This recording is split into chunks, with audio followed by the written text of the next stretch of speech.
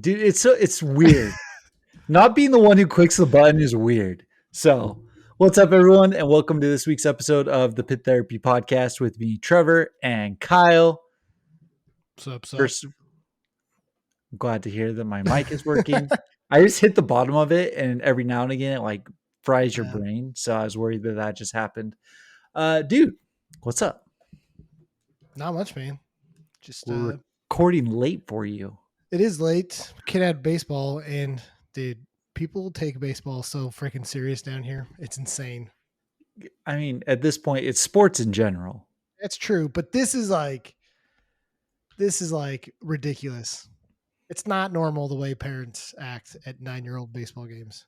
So, like what? What took place that made you come to this conclusion? Like, umpire makes one bad call and the whole parent section is just screaming, like not yelling, not making comments, like screaming. And people, the coaches are full on screaming, yelling at kids, made the catcher cry.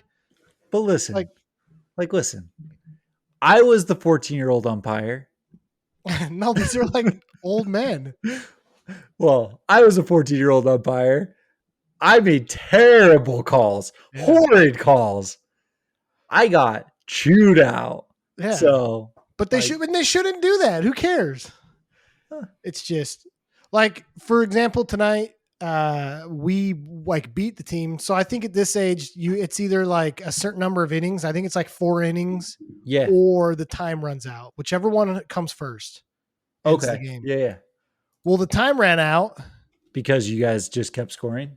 Yeah. No, seriously, we 7-run ruled them 1 inning. But the time ran out on the game, so they were going to call the game. But then the coach came out and he's like, "No, run differential matters at the end of the season, and so we want to you guys can take the win, but we want to finish the inning."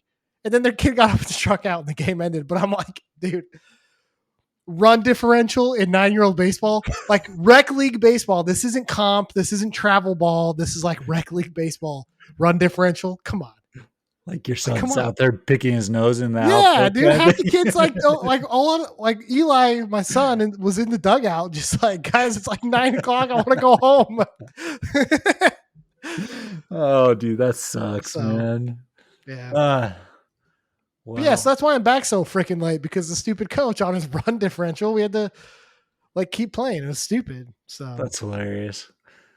Well, it's been a strange week with sports, because I watched the Mavericks Lakers game last night, and it was rough. I've only been in Dallas for 4 years, but I was emotional. I was on the Luka bandwagon, dude. Full blown. I know, man. I was on the bandwagon, and holy cow, it pissed me off watching that last night. I'm glad he dropped 50. I wish he would have scored more against the Mavericks and then taking a dump on the logo. But did you watch the NCAA tournament at all? Oh yeah, I did. Dude, great. The Final Four were great games, and the championship was a great game. The championship was a fantastic game. Yeah. Dude, that was awesome. Ovechkin, the new NHL all-time scorer. Wayne Gretzky rule. And see, dude, we're not a sports pod, but I'm here to talk about sports today, man. Okay, we're not a sports pod, but you and I both follow sports, so whatever. Yeah. You know, that Ovechkin one's kind of crazy, because think about how much better the sport is nowadays compared to when Wayne Gretzky was playing. Yeah. Yeah. It's insane. Goalies have bigger pads. They fill up more of the goal. They're more skilled. The game is faster. The game is more skilled. It's crazy that he would do that. Has he only been on the Capitals as well? Mm-hmm. So all with one team too. Yeah. Dude, that's awesome. I know. That's not uncommon in hockey. Yeah. Yeah. I mean, that's true. Right. I'm comparing it to other sports, but you're right. When you have a star player, you typically retain said star player. Yeah. But the Stars are good this year, man. They're looking good. So who's the other guy though? Who's 284 games into his season, and he's already ahead in goals than Ovechkin was at this point in his career. I have no idea. Ah, Outside of the Dallas Stars, like I don't really follow hockey too much. yeah, I mean, I'm not a huge hockey follower, but I've been like, he keeps popping up on Instagram. Like, there's comparisons going on. Listen, man. Apparently, I'm super judgmental, but this dude has a forehead that's like 4 times too long.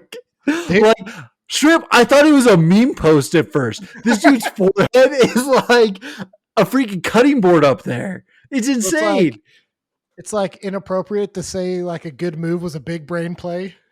You know, like, he's like Mega Man, dude. At some point in his career, he is going to stop a shot with that forehead. Like, it's going to happen. That's crazy. Like, about the forehead and the goals. So. Yeah. Anyways, I wish I was more knowledgeable about hockey to be able to talk about some of that stuff. I follow like the major news as it pertains to the NHL kind of thing. So Ovechkin, like, that's awesome. Yeah. I was just gonna say, like, I watch the Stars, you know, because they their streaming service is free down here. Yeah. Which is an incredible thing for them to do. And like their numbers are showing it. Like I guess they've had like record numbers for broadcasts and stuff. So yeah. Like, almost like not being an anti-consumer, you know, sports team is good for the city you live in, you know? So dude, Utah's going to be a hockey town very soon. Like already the first year for the Utah Hockey Club has been great. It's because the Jazz suck, you know. That's true, but it's also helpful that like the hockey club's definitely on the upswing. Like they sucked really bad out in Arizona. Arizona can suck it. And then they come here and they're still not great, right? We're going to miss the playoffs, but there's at least a future ahead here. Yeah. So it's exciting. No, it's cool. That's cool. What about music, man? We didn't really get to talk music last time because we were on with Sarah, the hardcore therapist. So what's come out over the last 2 weeks? I feel like there's been a lot. Stateside, they're like a pop punk band from California. I think they're on Pure Noise. They released a new song. It's really good. Dude, did you listen to the new Turnstile song? No. I mean, like, I listened to clips, like whatever their promo was of it. I've gotten no interest. Yeah.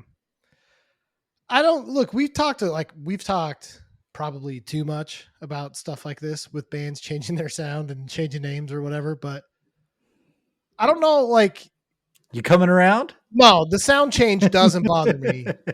I guess what bothers me is when you use the hardcore scene to prop yourself up.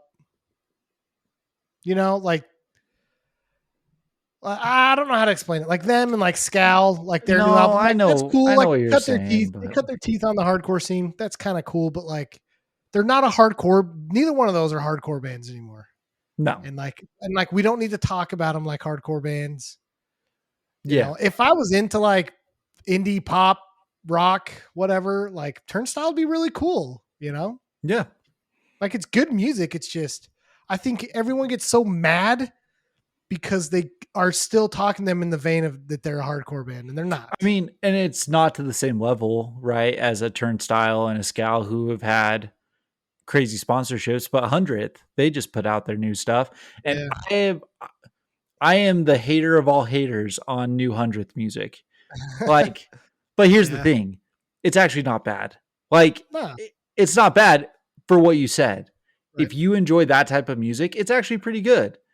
I want old 100th. I want old melodic hardcore. You know what I mean? Well, the difference with them, though, is like they kind of cut themselves off of the scene, is what I understand. Like, I heard they even like talk crap on it. They're like, yeah, the hardcore scene's stupid. I mean, that was from the episode that we did on them. Because when we were talking to Gooner, he was saying, being out of South Carolina, that when they play home shows, they'll play their melodic stuff sometimes. Like, he's like, if you get a hometown show, every now and again, they'll play the heavy stuff.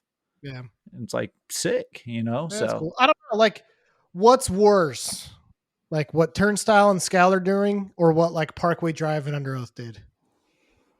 Because like Parkway Drive's deviation to me is it's not that far off, you know, but it's just far off enough to where it pisses you off. Whereas like Turnstile and Scal, it's like you're not even, and Hundredth, it's like you're not even in the same ballpark as what you were playing yeah. before. Yeah. I don't know. I don't know what I mean, I don't like any of it. So like Yeah, who am I I to think say? I think I'm a little more okay with Parkway Drive and Under Are Oath. you? Yeah, because like Because I mean, they at put least their they can time in. play. Well, here's the thing: they can still actually play some of their old songs mixed in with their new set. You know, Yeah, you can't be Turnstile, you can't be Scout, and play some of the old stuff for your new crowd, or they're going to be like, "What is happening?" yeah, So I guess I probably am more in line with you on that. Probably the Parkway Under Oath. At least you're still in the metal vein, yeah. Like it's arena gets rock. garbage, but at least Like it's you, still at least you're still in the same ballpark, you know. like the drunk dude's going to fight the hardcore kid. Like at Yeah. least you're gonna have some entertainment for the night.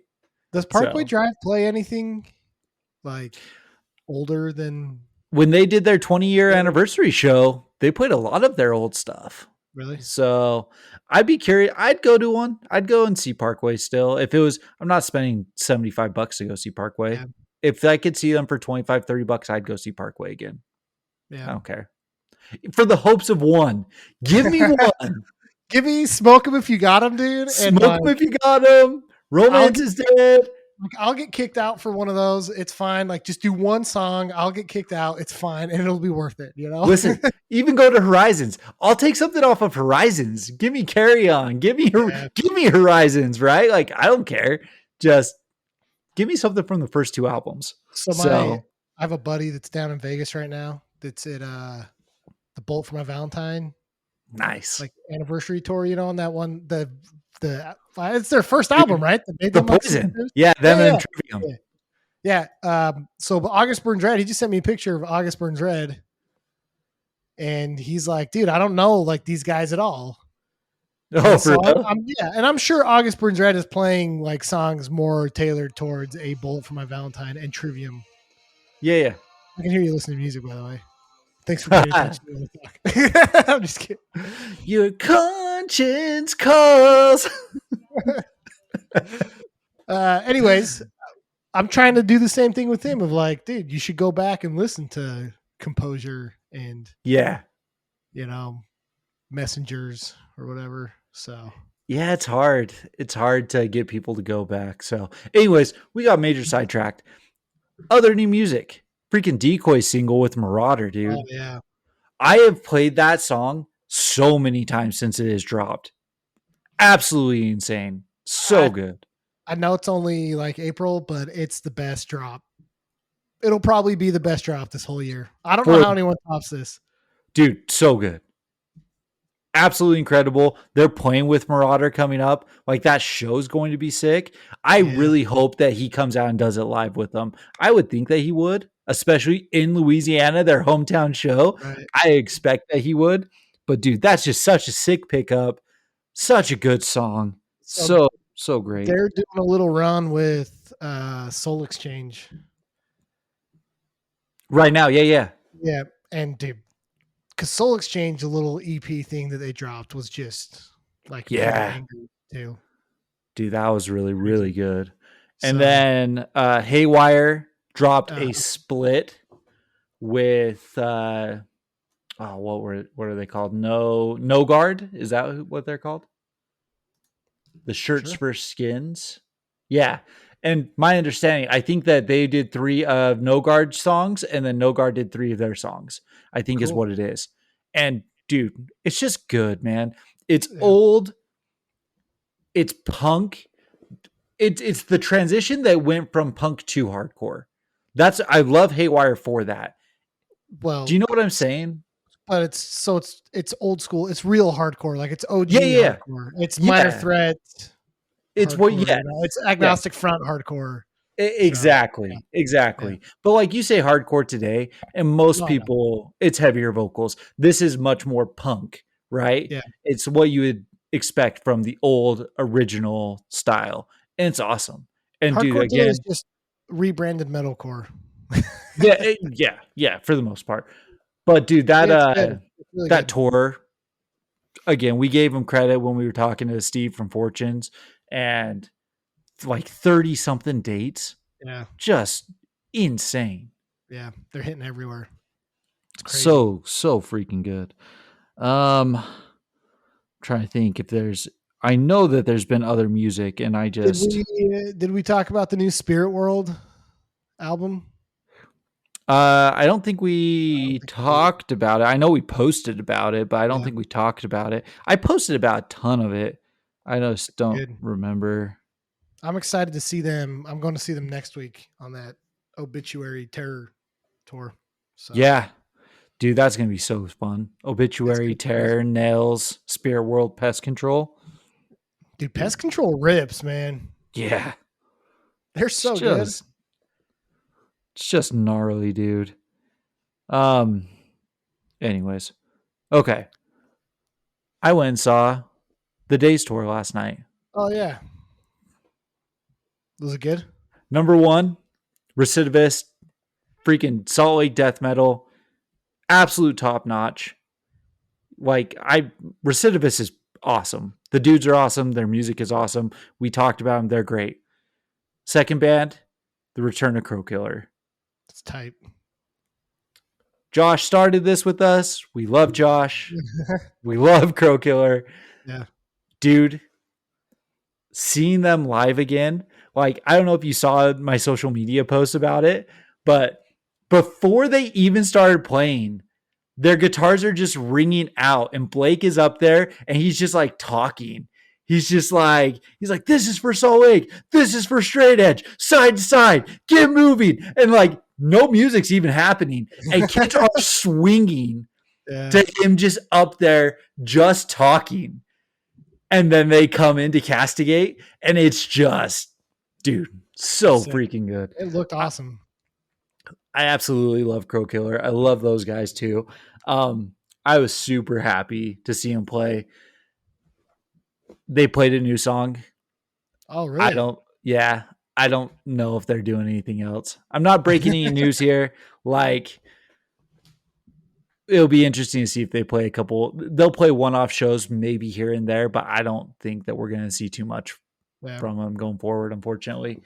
And then freaking the Days tour, man.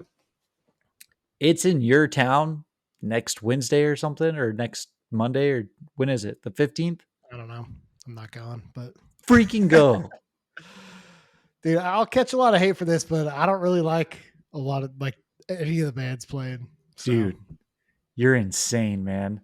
This a was little bit. one of the most fun shows that I've been to in a while. Not because like I moshed hard or anything like that. Salt Lake went so hard.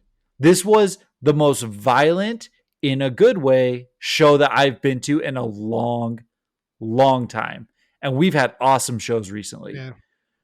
Freaking the PA system, like, I thought it was going over. Like, people were getting like slammed into it. It was like bouncing around and stuff like that. Kids were throwing hard. I was standing behind the PA, like the crowds. People were coming behind the PA to crowd kill. Like, it got wild. Yeah. So starting off, you had I believe they pronounce it Ajahara. I'm probably saying that wrong. Sorry, I should have looked it up beforehand. Straight up old school metalcore, absolutely fantastic. Old, like, remind you of I Killed the Prom Queen, Catherine's, uh, Old Parkway, stuff like that. Just so good. Next up was Final Resting Place. I don't listen to a lot of Final Resting Place. I've listened to that album. That is who everyone was there for. This is the one where people were coming around the PA systems to hit anyone in the freaking crowd. It was wild. Then you had Balmora. Again, that metalcore, absolute fantastic sound that's just, it's literally the best metalcore you can have kind of thing. I love the vocals too. That higher scream that you get.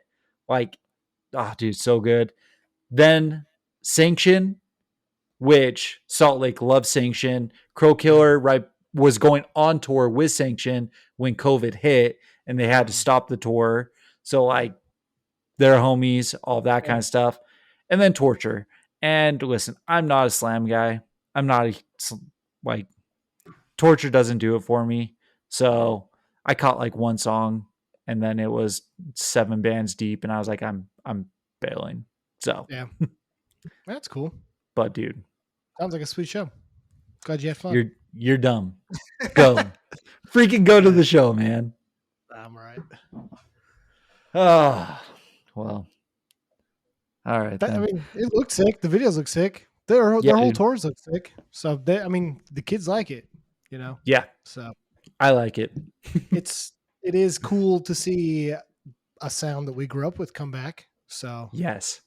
I am absolutely in love with the Balmora Ajahara's sound. Like, that old school metalcore sound is right up my alley. And honestly, it bridges what we're talking about today. It bridges As Blood Runs Black, Deathcore. Mm-hmm. Yeah. So I wanted to talk about As Blood Runs Black. Have we done a deathcore band yet? Not deathcore. We did do Black Dahlia. I mean, yeah, so we did death metal, right? Death metal. I guess we haven't really done deathcore. I don't think we've done deathcore, right? We talked about deathcore like on Broken Wings. Is that close? No. I mean, no, that's like moshcore. No, it's not. It's not deathcore. Yeah, no, this is the first one. Probably. And we talked about MySpace deathcore with Chris on our MySpace episode. Mm-hmm. I freaking love. I specifically love MySpace deathcore. Okay, so I wanted to do As Blood Runs Black because Allegiance is a top 3 all-time deathcore album, in my opinion. What do you say to that non-deathcore liking person? Look, the like first iterations of deathcore, MySpace deathcore type stuff, to a certain extent, I'm a little more okay with it because it didn't come off as gimmicky to me. You know, I did not hate listening to His Blood Runs Black. I didn't necessarily like it. Like, I'm not going to leave this episode and be like, yeah, dude, I'm going to go listen to more freaking as Blood Runs Black. That's just not going to happen. But I did not hate it as much as I thought I was going to. I never really listened to these guys that much back in the day either. Honestly, I think the only deathcore band that I fully like got behind was Sea of Treachery. Really? But they're not even that deathcore-y. You listen to more than that. With Blood Comes Cleansing. We listened to With Blood Comes Cleansing. That might be the only deathcore album that like I actually would listen to. We listened to Winds of Plague. I was not really a Winds of Plague guy. You had the album. I had the album. Didn't listen to it ever. But I mean, Job for a Cowboy didn't do it. You know, even like a Mirror and Acacia Strain, like, I mean, Acacia Strain's like all right, but like they just weren't really. It just wasn't really my thing, and I figured out why. Okay, well, let's get into this before this. Okay, yeah, it's the vocals, man. It's 100% the vocals. Okay, because the parts where I don't know the vocalist's name for His Blood Runs Black. I forgot it. I mean, they've had 4 or 5 different vocalists. So the guy off the Allegiance, because I think that's going to be the bulk of what we talk about, because it's clearly their best album. Yeah. When he did his like normal middle registry scream, 100% I could listen to that. Like I could listen to that. It's hardcore. Yeah, well, it's metalcore, right? Yeah, metalcore, hardcore. Yeah. But it's with the weird, like, it's not even the like high and lows, because we listen to bands. We talked about it with Decoy a couple weeks ago, like when he went high, but it wasn't this like gremlin getting impaled in the anus by something. You know what I mean? Like, yeah, like it's just a normal high to normal low. But this stuff, man, when it's like Like the first song to the album Ground Zero, what is it, City Limits? Like the intro where it's like just freaking like gremlin screaming. It's like, I'm all right, man. Like, I'm all right. I don't like it. I don't like it. The music's sick. Now, I'm just like rambling off here on this. The music, especially in Allegiance, was tight. Like, it didn't feel overproduced. It didn't feel gimmicky with like 808s. It didn't feel like they were just doing it to be cool. It felt like it was just real, raw, aggressive, death metal, deathcore music, right? Yeah. I'm fine with it. Honestly, if you just tone down the screams, I probably would pop on Allegiance if All right. they toned it down a bit. But that's just me. All right. So this is what my question is, and I sent it to you. I sent it to a couple people, right? There are definitely times in As Blood Runs Black where they go like there's much more like tremolo picking. It leans into the death metal aspect of it, which creates deathcore, right? But As Blood Runs Black tiptoes the line between deathcore and metalcore very, very heavily. Yeah. Yeah. There is so much, especially on the later albums, that it's like August Burns Red at times. There's other times where you get genty, like especially on Ground Zero. There's straight up just like gent parts. Yeah. And so like old school deathcore compared to new deathcore, it's just two different things. Like we've talked about it and we don't have to rehash all of that out. But like I remember the Job for a Cowboys. I remember the Whitechapels, the Winds of Plagues. These bands where like Winds of Plagues was like symphonic, right? They had like the big organs in the background. They had all that kind of stuff. Then you had Whitechapel, where Phil Bozeman, he was the first vocalist who I was just like mind blown with how low he would go and how high he would go. Just insane, right? I know that, and then Job for a Cowboy, you had the pig squeals, you had stuff like that. Yeah. That stuff back in the day was weird to me. It's still weird to me. I get behind it a lot more these days, but back in the day, that was weird to me. But that's whereas when Blood Runs Black came in, I was like, I really, really like this because it was super heavy, super fast, but it wasn't what you're talking about. It wasn't the Gremlins. It wasn't the Depths of Hell. It wasn't pig squeals, or it wasn't symphonic. Like it wasn't the doomy symphonic metal and stuff like that. It felt hardcore. It felt metalcore, but just a little more aggressive. So like my issue with a lot of the deathcore today is it like gimmicky, but it also feels it's like shock value music, right? Yeah. It's like, what's the Lorna? Is it Lorna Shore? Yeah. Where that guy? It's like a dick measuring contest of who can make the weirdest sounds out of their mouth. Yeah. And so I feel like what I liked about his Blood Runs Black is like at this moment in time, especially with Allegiance and like, what is that? 2006. Yeah. Like this is pretty new, you can hear the hardcore influence. Like people, this is what pisses me off about a lot of these genres, like metalcore and deathcore, is it's like metalcore is metal, like metallic hardcore. Deathcore is like death metal, like death hardcore. Like in a lot of these bands, it's like, where's the hardcore influence? Like if you're going to call yourself deathcore or metalcore, there needs to be hardcore influence. And in my opinion, a breakdown is not enough. It's not enough. Yeah. At this point in time, like a breakdown is just a part of heavy alternative music. What I liked about his Blood Runs Black is like there were gang vocals. The breakdowns weren't just these like insane bass drop that like blows your eardrums and then one chug with a 4-minute pause in between another chug while someone's going exactly. Like Yeah. there was like actual like musicalness to their stuff that made me feel like no, these are kids that probably grew up listening to hardcore and death metal and have done it right. Like they have Yeah. combined this right, you know. Yeah. So So the band that you started out with, Sea of Treachery. uh-huh. I don't remember. Let's see. So Daggers at Drawn, that was 2008. So that was after the fact. I'm just trying to think of like what was my first like deathcore. And it Yeah. may have been As Blood Runs Black. Was it Suicide Silence? No, Suicide was even later than that because Okay. Suicide, I didn't listen.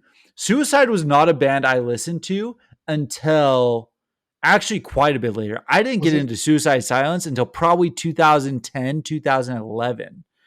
And that was was it when Bring Me the Horizon? nah, definitely wasn't Bring Me the Horizon. Um, the bands who I'm kind of thinking off the top of my head, there was All Shall Perish. They had early stuff. But see, okay, so they're a good example of like a deathcore that leans more into a metalcore.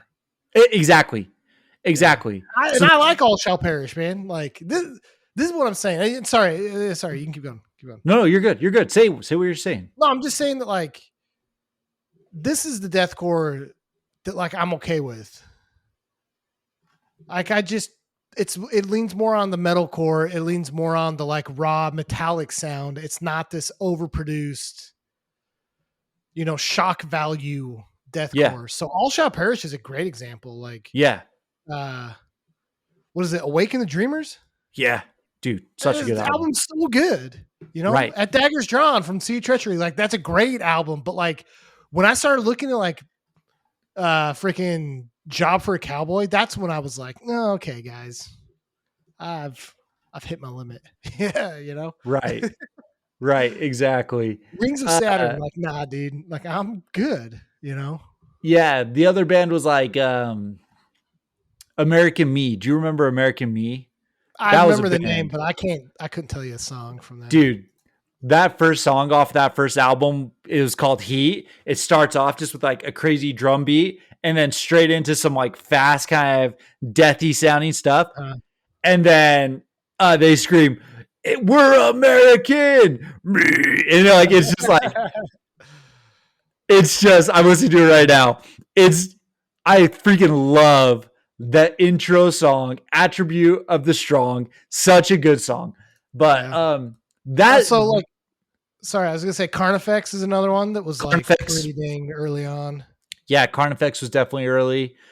Gosh dang, there was another band who I was just thinking, but I can't think off the top of my head.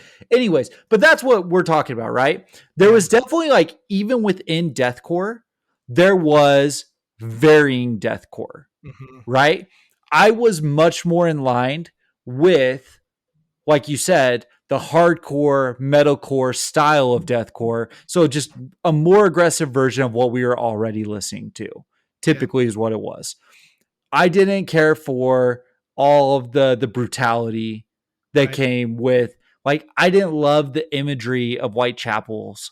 I didn't love the imagery of Job for a Cowboys or like our local band, Chelsea Grin. I didn't love the imagery of that. You know what I mean? I remember the first time I listened to that Wings of Plague song, and it was like, I'm going to cut you open like an effing pig or whatever. And I was just like, yeah, maybe you and I are just pussies, but like, I'm all right, man. Like, I'm good, Like, I'm not going to listen to grindcore today. I'm not going to listen to like Winds of Plague back then. You know what I mean? Exactly. So we just were very long-winded about this, but I think it sets the stage for what we even listen to today and like a lot of where we tend to fall with everything. Like today, for me, this is a perfect example. I'll listen to Suicide Silence. I'll listen to the heavy stuff. I'll listen to Job for a Cowboy. I'll go back to Whitechapel. I'll go like to the first, this is a weird one to say, but Impending Doom album. Like I know it's Christian, right? But dude, that first Nell Dead Risen, freaking heavy, just aggressive. Elijah, they just reissued and remastered. I had Elijah rolling on in Smiths the other day. Like, I'll listen to that kind of stuff. For me today, I'm not into slam. Torture does not do it for me. Right. So talk to me in 10 years. Maybe I'm all about torture in 10 years. Like, we'll see where we go from here. But it's just funny. It's funny how genres get progressively more aggressive. Well, okay, debatable. I think I get what you're saying. I think it's you that's changed. Like, not because I think genres have actually gotten less aggressive. Like metalcore and deathcore are perfect examples. Maybe I shouldn't say aggressive. That's probably the wrong word. But okay, hold on. So maybe this is what. So I was just gonna say, well, maybe what you're saying is that like society has become more accustomed to. You're thinking way too into this. It's much more surface level than that. Like, I'm No, not. but I'm just saying, like, society think anything. Like people, no, I'm saying like people think Lorna Shore is like a normal thing now, but like Lorna Shore is like darker, heavier ish. Sure. So where I'm going with it when I say more aggressive. So like if you look at the progression that we went through, right? So you look at hardcore, it's fast, it's aggressive, people are circle pitting, push pitting, all that kind of stuff. The next step up, we start to get two-stepping, we start to get throwing fists, everything like that. You know what I mean? You start to get the breakdowns implemented into hardcore. Then you get a little bit more aggressive with metalcore, right? People are swinging harder and harder. It starts slowing down. It starts toning down. You get the deathcore. You get the heavy. It gets even a little bit more slow. You get the longer drawn out pause. Now they've cut out everything and it's just slam. It's literal the chugs just for you to swing as hard as you can. They've taken everything else out. So when I say more aggressive, I'm just saying the whole mentality of it is just fight. So like where like punk started as like non-technical power chords, and then bands started to get more and more technical, and it was kind of this like curve up. Metal has gone the other way of like the technical music, and it's just gone down to caveman chugging the entire time. Even worse than that, like we no longer even have the energy to tighten our strings all the way. We leave our tunings loose just because we don't even have the energy for that. So like the cords that hold up like power poles, like electrical poles. It's just those like real thick metal. Like that's what they're playing on now. Yeah, exactly. So again, this is extremely long-winded before we actually talk about As Blood Runs Black, but I think it really does set the stage. I do think, you know what though? I do think this is an interesting thing to talk about because a lot of people online, and maybe this is a regional thing, right? And you look at different places in the country and everyone's always like, how did you get into hardcore? Yeah. Right? Like if you grew up on the West Coast or the Northeast, your pathway to hardcore is probably through punk music. So your hardcore music is going to be more punk influenced. You start looking at like Texas, even like Arizona, the bands coming out of Arizona, Florida, like the South, any of these places in the South, Tennessee, like very metal influenced. It's very, it's very different. So the hardcore to them is like this, like you get into it in different ways. And I just think of how that's like influenced people in where they got the hardcore. Cause we think that like our natural progression was like we were into punk, like I think we listened to like Bad Religions, Rancid, all that stuff. But like, I don't know that us and our group really got into heavy music until we started experimenting with more metalcore. Like post-hardcore was cool, but like until we got into old Devil Wears Prada, old August Burns Red, these bands, right? As Blood Runs Black, now we're starting to get into heavy music, and that led us to finally get into, Have Heart, all these old school like Boston, Death Before Dishonor, all these old school bands, and now we're starting to come back into it that might be more punk influence. But all I'm trying to say is that like our pathway is going to seem weird to other people because we came into it through metal. But you go to the Northeast or you go to California, and it's like their pathway was California, for example.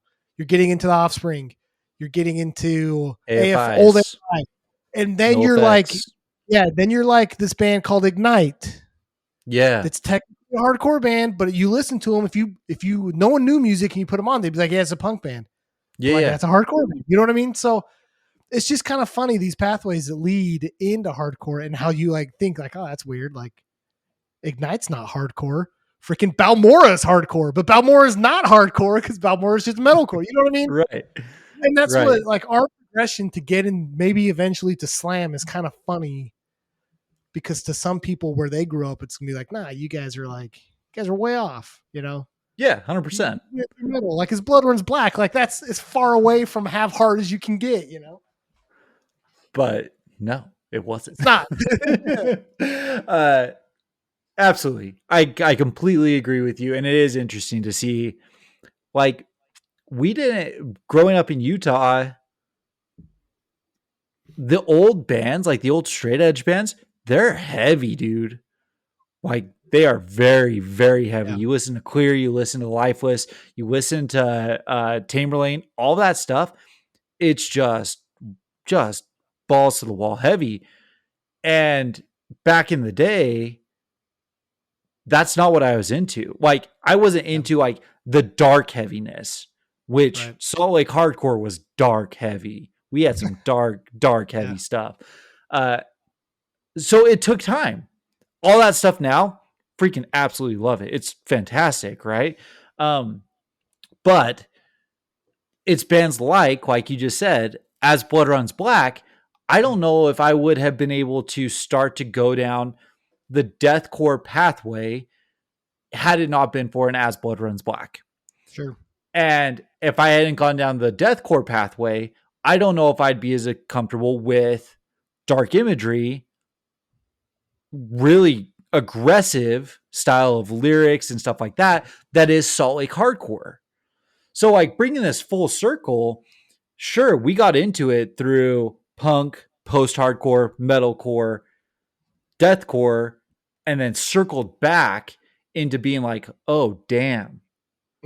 Like, there was awesome, really heavy hardcore coming out of Salt Lake. These bands, though, are influenced by other just hardcore bands. And then we start to go down that pathway. And then we start to go backwards, Have Hearts, With Honors, Ambitions, like the bands that we talk about. So, like you said, we like, again, pendulum. You swing up and you swing down. So it is funny how it kind of all comes together. And like, again, we're just kind of rambling and haven't talked a lot about the band, but I don't know, whatever. I don't care. Yeah. This revival to hardcore, because we've talked about how, we kind of took some PTO, some time off on hardcore. It kind of got back into it later, but this revival that I'm having with it back in Texas has been really funny because like the changes to metalcore kind of soured me on it, and I just kind of gave up on it for a little bit. And then I got really heavy back into punk and punk type hardcore. But then as I've gotten more involved in the Texas scene, it's like, then people are like, oh, you have to listen to Power Trip. I'm like, all right. So I start putting on Power Trip and it's like, well, they're a freaking like crossover thrash hardcore band.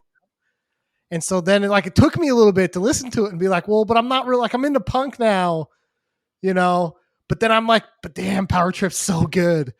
Right. And so then it's like, well, who else Power Trip? Like, what about like Fugitive, Scourge, even Die Young, man, like talking to Daniel from Die Young, like they're a hardcore band, but they're a crossover thrash hardcore band. Yeah. Now it's like, okay, well, then I like Obituary and I'm sitting here listening. Like I'd never, like if you would ask me like 5 years ago, like, dude, you're going to sit there and listen to like a whole day of Obituary. Like I'd have told you, no, you're nuts. Like I hate that stuff now, Right. But I don't know. It's funny. It's funny, the circularness of this. And even listening to His Blood Runs Black, like when we were texting, I was like, yeah, dude, you're not going to like my opinions on it. I don't really have anything bad to say about them. Like they're fine. They're good. Like again, it's not like my thing right now, but like you're saying, maybe, check back with me in 5 years. We might be playing in a slam band. I don't know. Yeah. Torture. You better watch out. Yeah. So let's talk about them. I mean, there's only 3 albums. They have a very checkered history. It is actually wild to think about how big they were, but at the same time, just didn't like, what's the way to say it? they were huge, but they also didn't like capitalize on that bigness. And maybe it was just the timing of it all or whatever. It sounds like Media Scare pulled a fast one on them. There were some issues behind the scenes, label wise, and all sorts of stuff like that. But they started in 2003. They were from Los Angeles. They were under a different band name. And then Hector Leitch joined the band as their drummer. And then the rest of the band, and they chose to go by the name as Blood Runs Black, and the entire band quits except for Leitch. Yeah. So they get started, they put all this together. It sounds like they had a couple of the songs already written. I think In Dying Days, I think as Hester Prynne had already been written. And then Leitch recruits a whole new band to come and join him. They get everything kind of put together. They put a couple demos out, a few things along those lines. And then they go to the studio off of a 3-song demo. They get signed to Media Scare. They go to the studio 2005, 2006, Allegiance drops. I love Allegiance. I've already said this. It is one of like the top 3 deathcore albums, in my opinion, of all time. And like, again, we can debate deathcore, metalcore. What is this? But at the time, it was deathcore. Right? Yeah. So we're going to call it deathcore. What do you remember about this album, if anything? Because I have got actually memories of being in your basement and talking about this album. So if you don't have memories of this, man, I mean, I really don't. It's disappointing. In Dying Days, that's a song that like when it came on, I was like I remembered it. Yeah. You know, even just the intro, which side note, not a big off side note, but just I miss these 40-second intro songs that are just breakdowns. You know what I mean? But I don't have any specific memories of it. Well, it's weird. It's one of those things where like I'm listening to it and like it feels nostalgic, but I don't remember it. You know, it's like it's a little bit of like deja vu, a little bit. You know, that's interesting. See, it didn't leave an impression on you. It left a huge impression on me. Okay. In Dying Days, that In Darkness, and then it goes to just the drums, and then he screams. Like, do you remember when we first heard that double bass that just do you remember that? No. Dude. Because at the time, there was double bass, but this was like the fastest double bass that was coming out. Was it the first time we heard like trigger pedals? Yeah, I mean, kind of, but I don't think, if I remember, Leitch wasn't doing triggers though. So like we all assumed it was triggers, but then there was a video of him playing and it had the video down on his feet and you just watched him do it. And if I remember right, he was only like 15 at the time. So he was like our age too. This was the other thing too, is why I like really latched onto As Blood Runs Black, was because it was like, oh, that kid's like literally a year older than us. Yeah. And like, that's sick. It was just insane. It was awesome. And it just went so hard. And it hit the breakdowns in the best way possible. Yeah. You had stuff that would build up. And like I said, it goes to this just straight, just drum only, where he goes around the kit, double bass, hits the thing. And then it's just that heavy scream, bass drop, everything shakes. Again, we talk about the Grand Am, window shaking, everything. Like, it was just so good. And the reason why this became so vivid to me is after this happened, it became a fun game to go find the fastest double bass possible. And it was As Blood Runs Black that started that for me. Yeah. Okay. Who was the fastest double bass back in the day that you can remember? Come on, bro. Come on, bro. We talked about this all the time. Who was it? Think about it. Give it 2 seconds. I don't know. You lived in the same country that they're from. Come on, bro. Oh, here comes the Kraken. Here All comes the mother effing Kraken. Like, dude.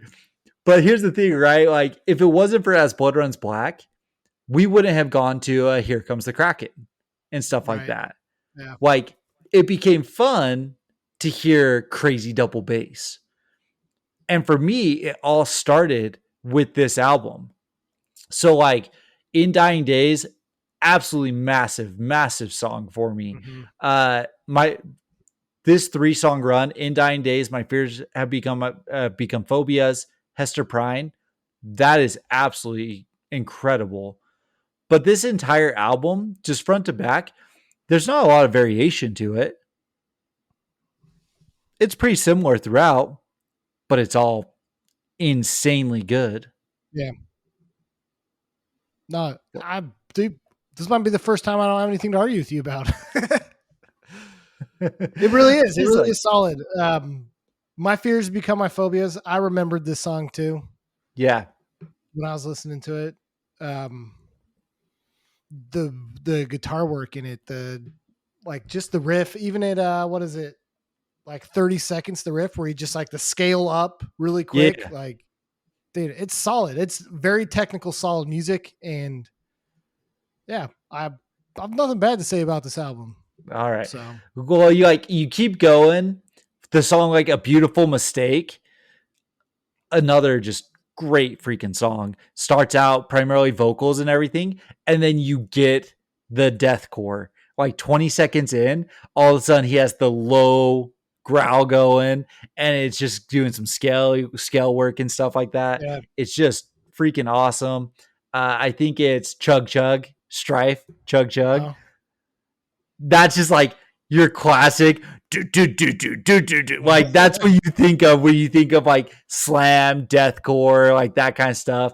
It just like the work on this album set the stage for what a lot of bands would take into slam, would take into deathcore, would take into death metal. You know, this was probably a hugely influential album to what's going to become deathcore in the future. Right. And it was I great. I honestly think it's a little bit of an underappreciated album and band. Like you said, they were big, but I don't think they really get their flowers, you know. Yeah. This is I especially agree. because like at the time there were a lot of mixed bills, and so this is a band that you could have seen on, well, maybe not, maybe they didn't get a lot of mixed bills. If these guys were in today in 2024, they probably would have been on that Days tour. You know what I mean? I mean, they Like would have fit in with it for sure. Yeah. Allegiance is 100% an album that would kill it in 2025 in the Oh, hardcore agree. scene, not the deathcore scene, in the hardcore scene. You know? Yeah. Yeah. Totally agree with that. So after this, they tour like crazy. They tour for 2 years, pretty much nonstop. And then 2008, their vocalist and one of their guitarists leaves.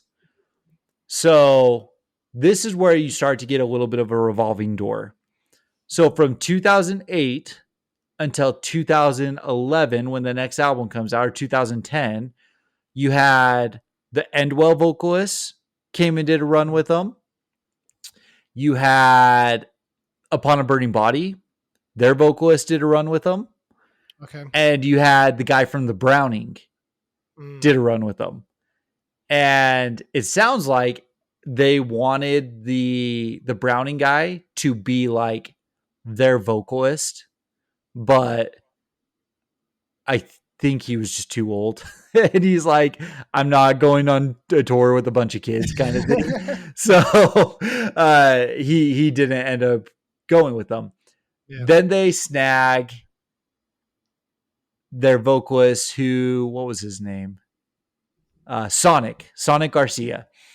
He's the one who's on the next album, Instinct. And Sonic, I actually vividly remember when this album was coming out and seeing all the promo with him as their vocalist.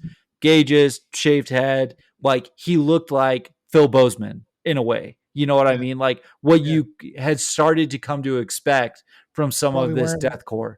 Was probably wearing a basketball jersey.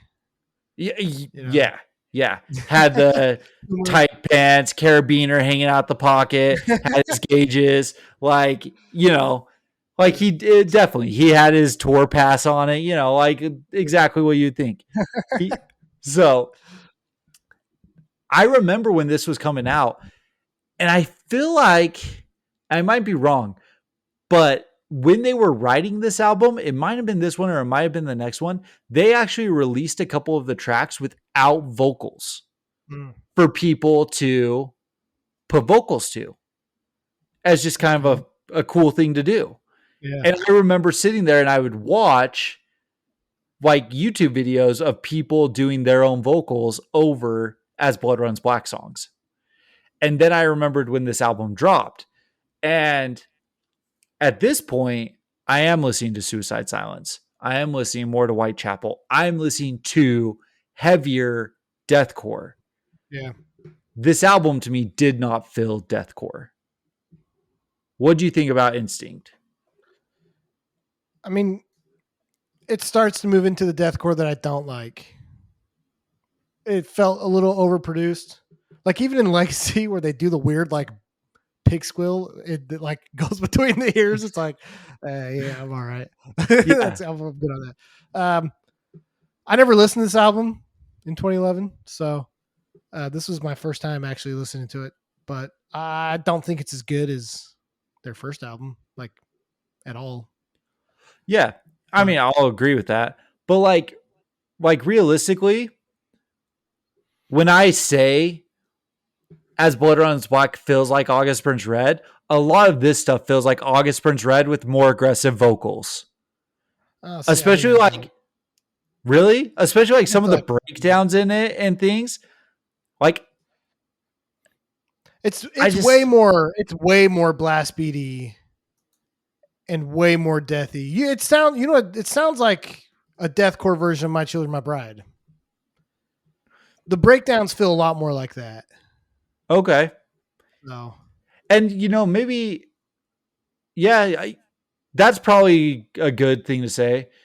And we've always said, My Children, My Bride, they leaned into what would be somewhat considered deathcore at times too.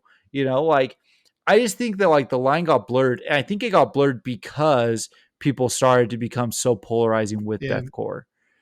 I, They tried to stick a little bit true to what they originally were. see, I don't feel like that on this album. No? I feel like you listen to like Angel City Gamble, like even the breakdown in it that's like a little past halfway. It feels like the maybe it's just the like mastering of it. It just didn't feel genuine to me. I don't know. And maybe I'm looking too much into it, but it feels overproduced. It feels like they lost a little bit of the rawness, and when these albums are overproduced, I feel like they lose the aggressiveness. Right? I think rawness to me does directly attach to aggressiveness of sound.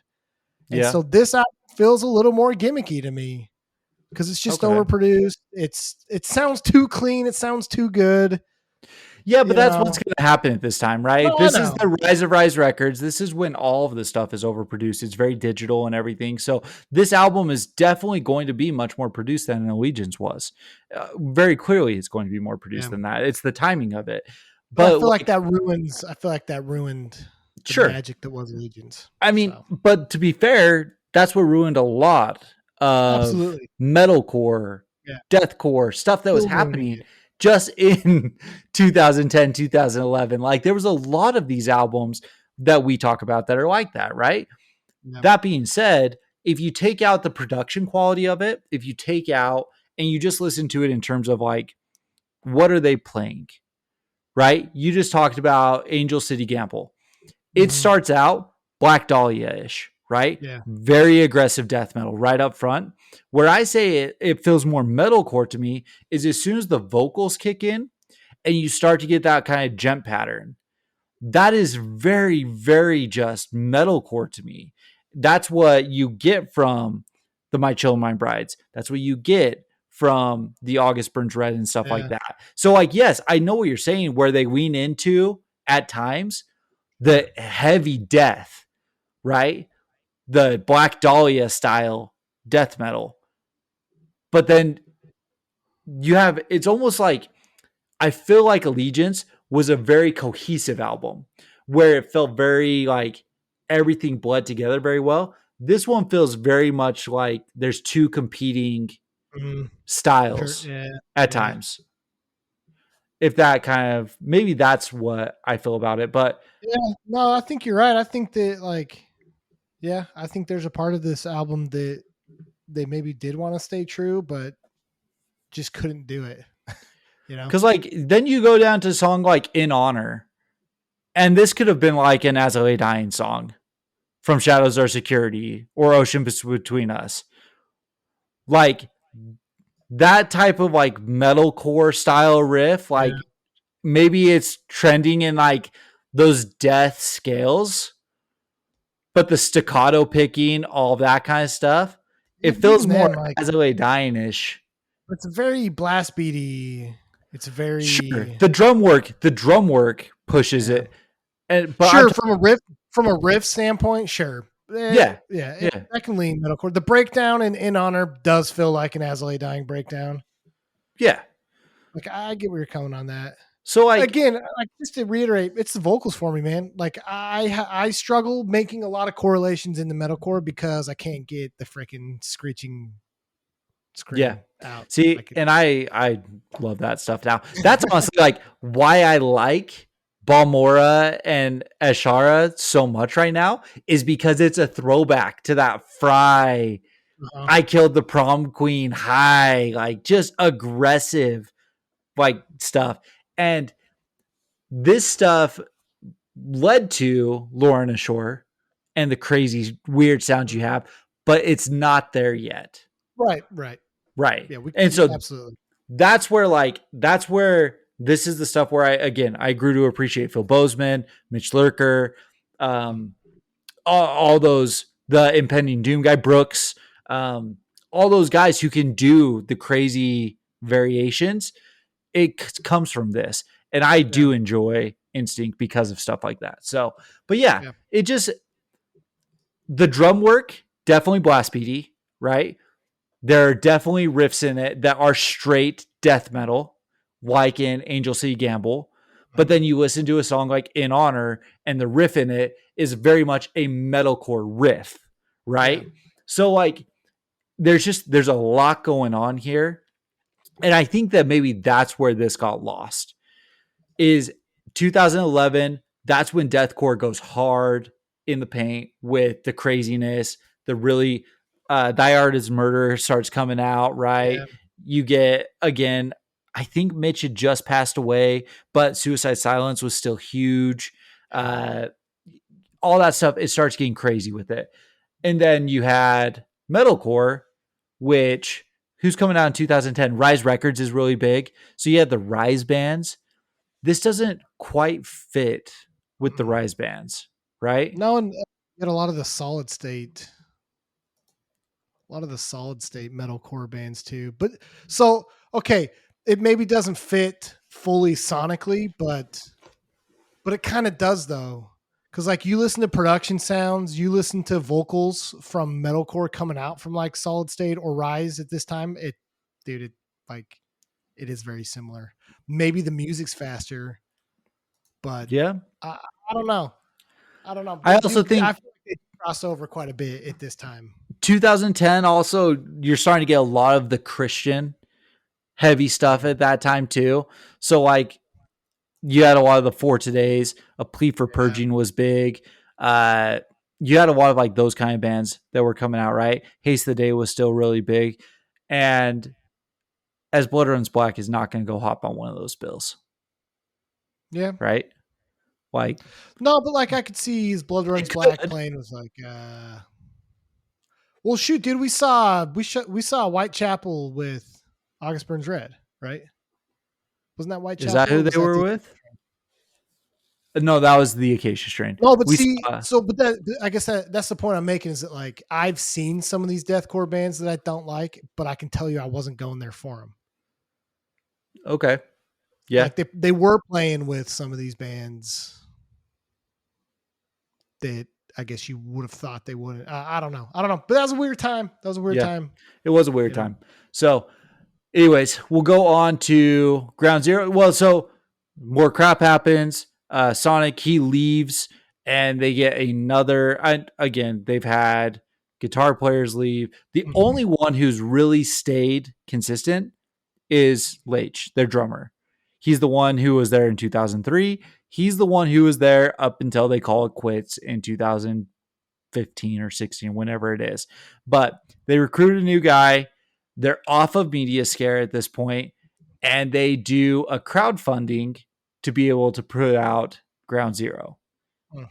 And so this album is interesting. This album feels very much conducive to what's going on in 2014. There's nothing really it doesn't stand out extremely well. There's nothing bad about it though. Like that's the thing. I could put this album on and I could listen to this album, not a problem. I could go work out to this, I could go mow the lawn to this, I could just put it on and drive around in the car with it. But there's nothing extremely memorable about this album. And that's kind of the issue that I have with it. So, what did you think about Ground Zero? So, when I first listened to it, I very much did not like it because it sounds like a lot of the generic crap that's out today. But then when I heard that it's like 2014, then I'm like, all right, like they were one of the first to do this type of stuff. Like the song An Oath, that could be on any metalcore or deathcore band in 2025. You know what I mean? Like they add like the weird melodic and then the clean singing, and it's like, dude, this is not the same band. You know, this is the unfortunate evolution of deathcore once it got popular in Hot Topic. You know what I mean? It is, like I said, it's very much appropriate to the time, right? Yeah. Like you said, An Oath, it's a metalcore song. It's a melodic. You get some metalcore in there, but then he still does some of the deathcore aspects with his vocals. And so like, I like it. Like, again, I like this. This is the stuff I like. Yeah. But it's not memorable. Yeah. No. That's my whole thing. And the only thing that's deathcore about it is his vocal range. Like musically, it's not. Like Vision. There's the song Vision. Like that's not a deathcore song. I mean, it is, but it's not. Like this is who does this sound like? This reminds me of like A Plea for Purging or, you know, some of those like the modern face down bands. You know, I don't know. And like I said, it felt like they started to trend more towards metalcore. They started out with what was MySpace deathcore.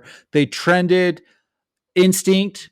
Sure, like we talked about, you had death elements in it, but then you had metalcore elements in it.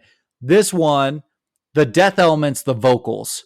It's also his drumming. His drumming still blast beats, fast, all that kind of stuff. But there's way less of it. Like, I'll give a credit to like Allegiance and even Ground Zero, not Ground Zero, Instinct. It's fast, like, and it's relentless. Yeah. Right. Ground Zero, there's too much metal influence in it now. Okay. You know? Like there's too much melodic guitar pieces where, you know, too much solos. It's not just like straight relentless in your face, death influenced metal. This is just like normal metal. Yeah. It's like metal. I don't know. I don't want to say it's metalcore because it's not really metalcore, but it's like traditional metal. Sure. Core. And like the song City Limits, that's probably the most like old As Blood Runs Black that you get. Sure. Freaking City Limits is awesome with that intro that they have. Why are you looking at me like that? You don't like this song? I hate the part where it's like we're just like stops and then it just keeps going. Like it's just like random, dude. Just like one little part, like out of nowhere. Like, I'm like, okay. It's awesome, bro. Like, dude, I really, really like that part actually. And then it goes into solid breakdowns, everything like Yeah. that. You have the crab breakdown at the end kind of thing, like it's just fun. Like it's good. That's what this turned into. This is crabcore. This is 100% crabcore. It's death crab. It's death crab. It's death crab. So yeah, 100%. I know what you're saying. But here's again, I like this album. I think that it's good. I can listen to it and it keeps my attention. It is weird that they put the Queen singing in there and stuff like that. I don't love Queen singing and stuff, but I think that they actually do it pretty well on this album. There's just, again, it's just like not memorable. Yeah. Like if anyone was like, hey, talk to me about Ground Zero, I'd be like, I've listened to it. Yeah. That's why I can tell you I've listened to it before, Yeah. And I might be like, oh, that opening song where he's like screaming about the city of angels, like that's like it. You know what I mean? Nothing else really caught me. So overall, this is a band that I really like because I think that they got captured in the MySpace wave. They got really boosted with Allegiance. They rode that wave while MySpace was there. When MySpace was gone, they were gone. Like that's the weird thing about it. When did we transition from MySpace to Facebook? Probably Dude. pretty aggressively in 2010. Yeah. I think 2010, it's like your Facebook is on top. Like 2009, I think is when I like actually made a Facebook page, but I think I was like full Facebook 2010. Right. In 2009, we're still probably on MySpace, at least looking for bands, listening to music and stuff like that. Like it's still there. 2010, were you checking your MySpace at that point? Probably not. You know what I mean? Like very few people were checking their MySpace at this point, and they lost all momentum. Like You could maybe outside of Suicide Silence, though, you could probably say that about most of these big deathcore bands. Yeah. No, 100%. Like there was very few. Whitechapel, that's another one. Suicide Silence. Cowboy, dude. Like who else talked about those guys really? And they're making a revival now because I think a lot of us are getting old and we're looking back on this stuff. Oh, see, and I'm talking about bands that like actually made it, right? Like Whitechapel. Yeah. Whitechapel made it, right? Suicide Silence made it is what you would like consider making it, right? Yeah. But then you think about who the big bands were, like you said, Job for a Cowboy. Who would have thought that they would have gone away? We were really into Sea of Treachery. Sea of Treachery was nothing, especially after Daggers at Drawn or at Daggers Drawn. That second album, Wonderland, terrible with the Jamie's Elsewhere guy. Dude, so bad. I'm trying to think of like some of the other bands. Like they just weren't there. So MySpace and Deathcore, obviously there was a big rise and fall in general with relation to it. But I think that as Blood Runs Black is probably the most prototypical example of what it was. Yeah. Because their shows were awesome up until they weren't. Like there wasn't a gradual fall off. They were just like awesome and then gone. Yeah. So I mean, it was interesting. Look, I think we were the primary target audience for this generation of deathcore. And you start getting out into 2012, 2013. We're out of high school for a bunch of years. People are starting to get married, going to college. You probably outgrow it. And maybe the younger generation that like had brothers that were like my brothers influenced me with post-hardcore and some metalcore. You probably get people that were our age that were showing their brothers like deathcore, And so then when they're in 2010, 2011, 2012, it's like you have these up and comers changing deathcore, kind of like what people have done to the music we're big fans. You know what I mean? Like, I just don't know that deathcore was the genre that survived the passing of generations, I mean, I Yeah, think it's making a really good comeback now. but it's different. It's But not. Yeah. yeah, and I also think the only reason it's making a comeback now is because kids have discovered hardcore. Like I think kids are rediscovering real, authentic, heavy, aggressive music, and But to be honest with you, I don't think this new iteration of deathcore is going to last more than 5 to 6 years. You See, know, and I don't know about that. I think that it has enough momentum, and I think that enough of the bands have established themselves in a way that it's more about the live performance now. Like you go to a Lorna Shore thing and it's about the performance. It's about the fire display. It's about yeah, Will up there with the lights behind him and him doing his shrieking and all that kind of stuff. And it turns into more of like an art exhibit okay, and less about the deathcore music, I feel yeah. like. And So that again, that's an outsider perspective looking in because I'm not the audience going to Lorna Shore. no, it's a good So, take. That's a good take. I guess I'm thinking more about like this local band here in Dallas called Six Shots in dude, and they're Dallas. awesome. They're great, man. But I think they're like high school kids. Yeah. You know, um, it's just, and their shows are wild. Like kids mosh insanely hard for them. But how do you do that for more than 5 to 6 years? Like you can only blast beat so much. Bands like Black Dahlia Murder, like they're the exception. I feel like to some of that because then there's only so much you can do, right? There's only so much blast beats and high to low screams that you can do, Yeah. And I feel like these bands, like I feel like genres like metalcore, especially like older metalcore, hardcore, even like, and I know hardcore's kind of adopted a lot of metalcore, but I just think that like there's so much more that you can do with it that I think deathcore is going to be one of these genres that just come in waves. And I'm not talking about the Lorna Shores because you're right. I don't think that's going away. I think society has accepted that to be the cool music nowadays, Yeah. and it's a performance now, and that's cool. They can have that. That's fine. But I'm talking about like real, authentic deathcore. I think it's going to come here. And I think we're going to see a lot of it for 5 to 6 years, and I think it's going to go away.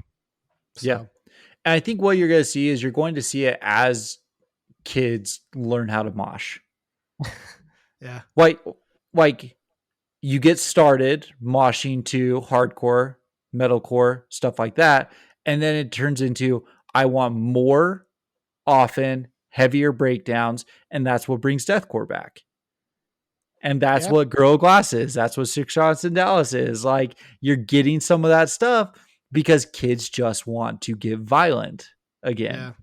And I say But see, then violent in the best possible in a sense good way. of the Yeah. word. Yeah, yeah. But then they're going to hit their 20s, and I think they're going to be like, I don't relate to this anymore because that's kind You of what we did.